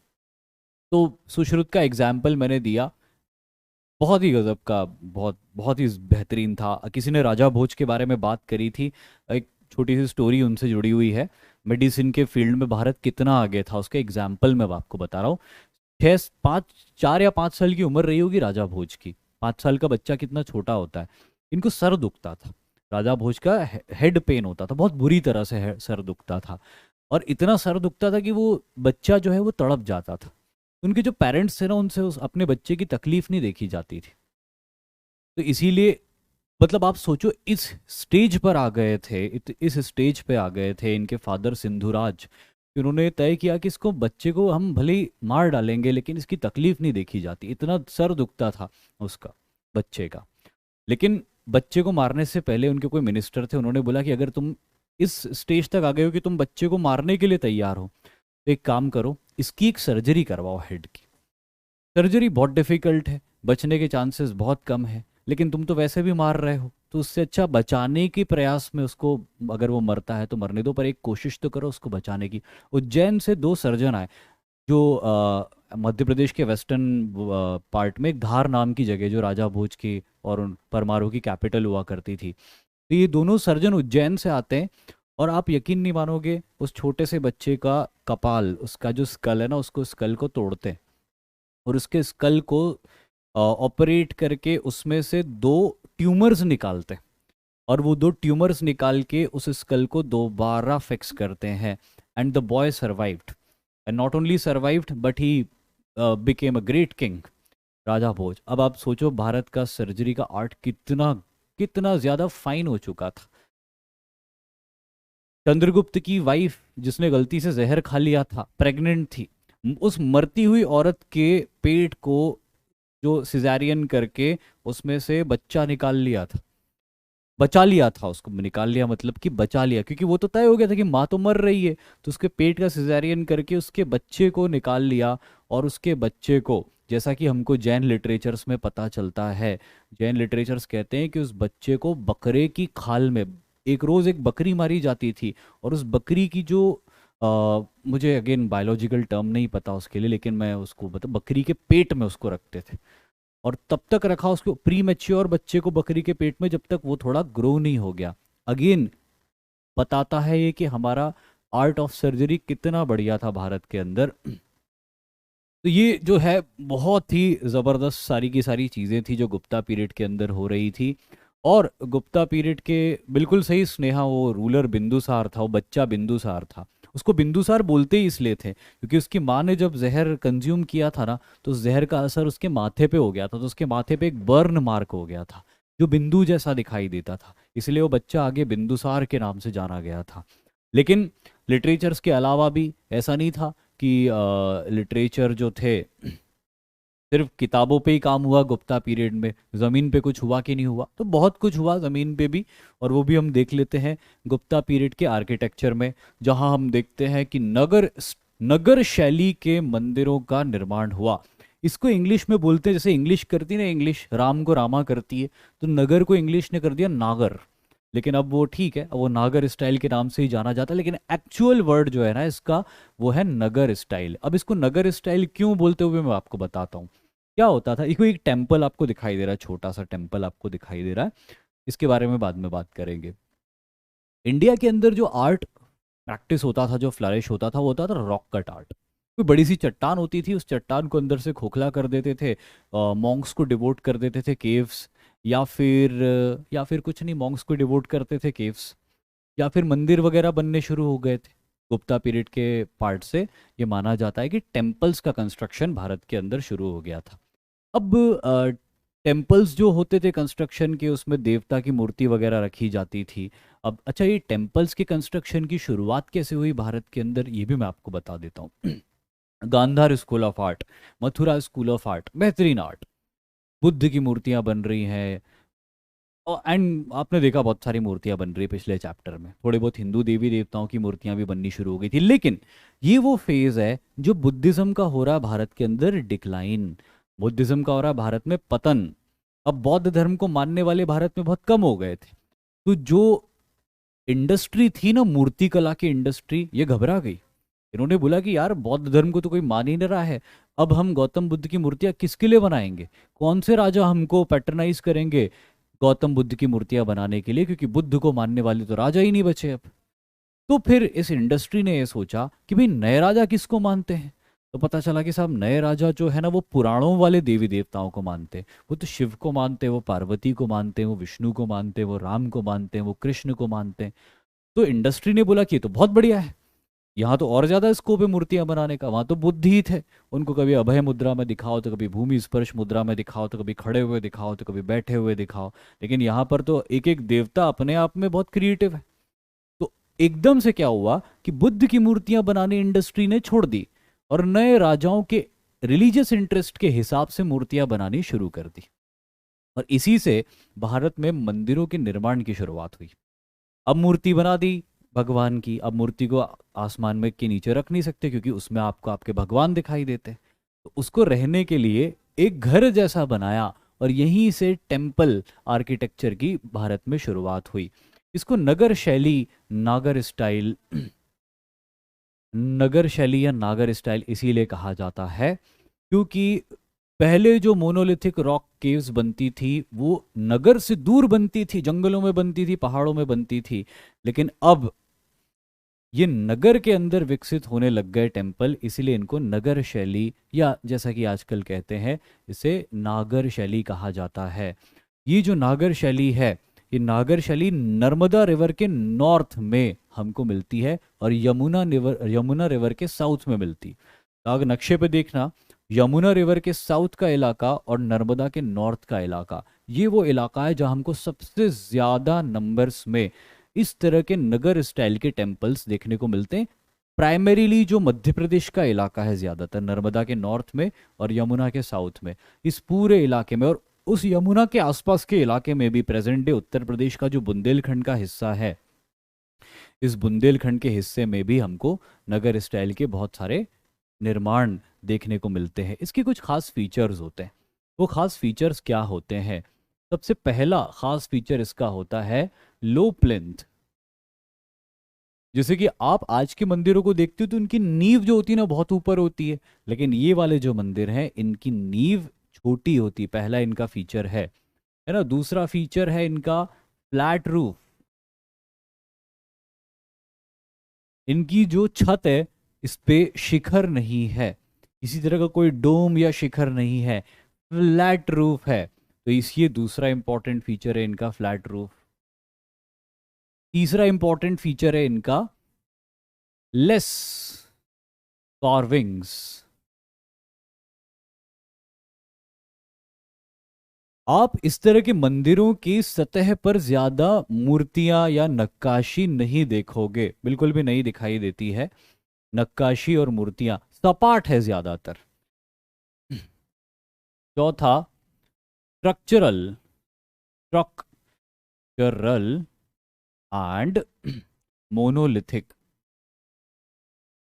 दोनों तरह के ये बनते हैं। देखो मोनोलिथिक का मतलब तो आप जानते हो कि मोनोलिथिक का मतलब क्या होता है। मोनोलिथिक का मतलब होता है एक ही चट्टान को काट के बनाया हुआ। लेकिन कभी कभी क्या होता था, चट्टानों को तोड़ देते थे टुकड़ों में और उन टुकड़ों को एक जैसे शेप और साइज में जमा के ईंटों या पत्थरों जैसा बनाते थे। फिर इनको एक दूसरे के ऊपर जमा के एक स्ट्रक्चर की तरह खड़ा करते थे। इस तरह के मंदिरों को कहते थे स्ट्रक्चरल टेम्पल। और अगर एक ही चट्टान से काट के बनाए गए तो उसको कहते थे मोनोलिथिक टेम्पल्स, है ना। तो ये नागर स्टाइल के जो टेम्पल्स हैं ये मोनोलिथिक भी हैं और साथ ही साथ में स्ट्रक्चरल भी है। ठीक है, ये हो गया। फिर इसके अलावा चाहे आज के मंदिर हो या फिर पुराने मंदिर हो, एक फीचर आपको कॉमनली दिखाई देगा, वो है प्रदक्षिणा, प्रदक्षिणा पथ, है ना। परिक्रमा, परिक्रमा ऐसे भी बोलते हैं ना। ये मंदिर के आसपास हमेशा आपको प्रदक्षिणा पथ दिखाई देगा। ये भी नागर स्टाइल का एक बहुत खास फीचर होता था, सभी मंदिरों का फीचर होता है। इवन साउथ इंडिया में भी हो या आज के मंदिर भी हो या नगर शैली भी हो, सभी में प्रदक्षिणा होती है। फिर उसके बाद एक अगला इंपॉर्टेंट फीचर होता है इन मंदिरों का, वो है पिलर्स। पिलर्स यानी कि खंबे नहीं, स्तंभ।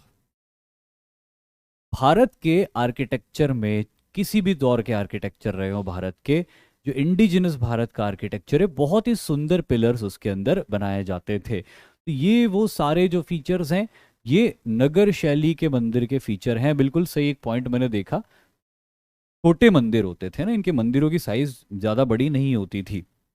बिल्कुल वो दिखाई भी दे रहा है हमको।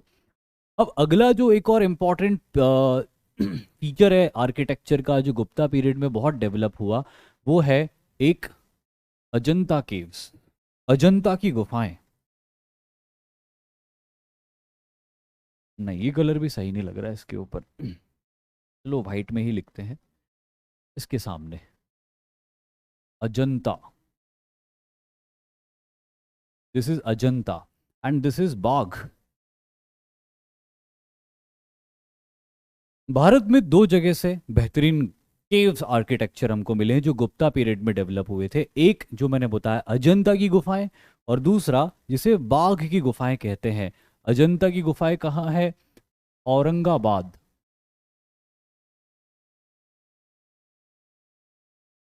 औरंगाबाद कहाँ है? महाराष्ट्र। बाघ की गुफाएं कहाँ है? धार। धार कहाँ है? Madhya Pradesh.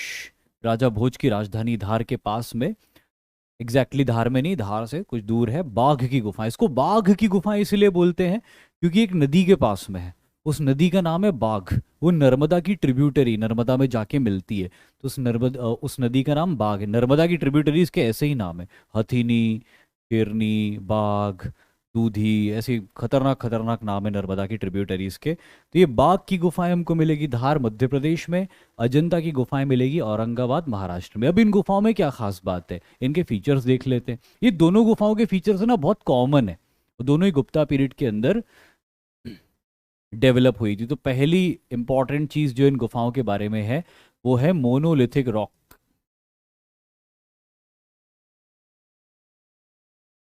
Rock cut caves.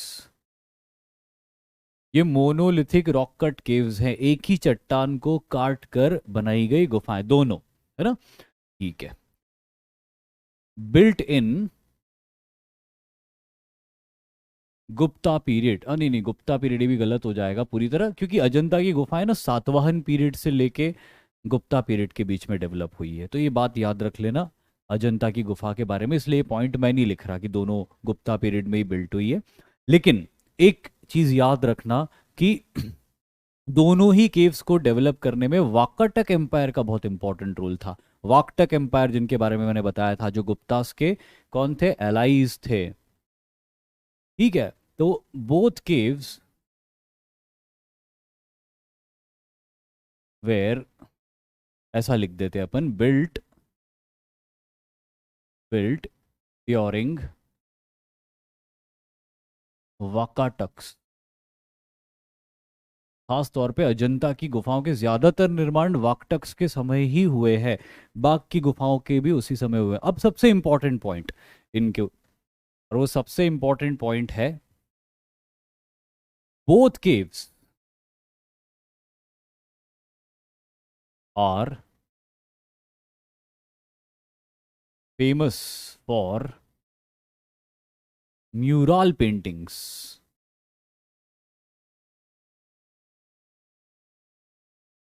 दोनों ही गुफाएं म्यूरल पेंटिंग्स के लिए मशहूर है। म्यूरल पेंटिंग, म्यूरल जिसको कहते हैं भित्ति चित्र, भित्ति यानी कि दीवार, चित्र यानी कि उसके ऊपर बनाया हुआ कुछ।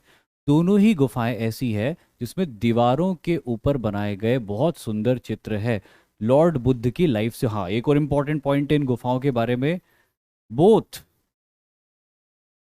Are devoted to Buddhism. पूरी तरह खत्म भी नहीं हुआ था, बुद्धिज्म कमजोर हो गया था, लेकिन फिर भी मॉन्क्स वगैरह तो थे ही, तो उन मॉन्क्स के लिए इस तरह की गुफाएं डिवोट की गई थी। तो दोनों ही बुद्धिज्म को डिवोटेड थी। और ये जो मैं म्यूरल पेंटिंग की बात कर रहा था, ये म्यूरल पिक्चर्स, इसकी दीवार पे लॉर्ड बुद्ध या उनकी लाइफ से जुड़े हुए इंस्टेंसेस या बुद्धिज्म से जुड़े हुए सिंबल्स की पेंटिंग्स थी। दो तरह की पेंटिंग्स होती है, दो तरह की पेंटिंग्स होती है, एक फ्रेस्को पेंटिंग होती है और एक म्यूरल पेंटिंग होती है। फ्रेस्को पेंटिंग जो होती है उसमें एक बैटर तैयार किया जाता है और वो बैटर तैयार करके दीवार के ऊपर लीपा जाता है और वो गीला रहता है, उसके सूखने से पहले उसके ऊपर पेंटिंग कर दी जाती है।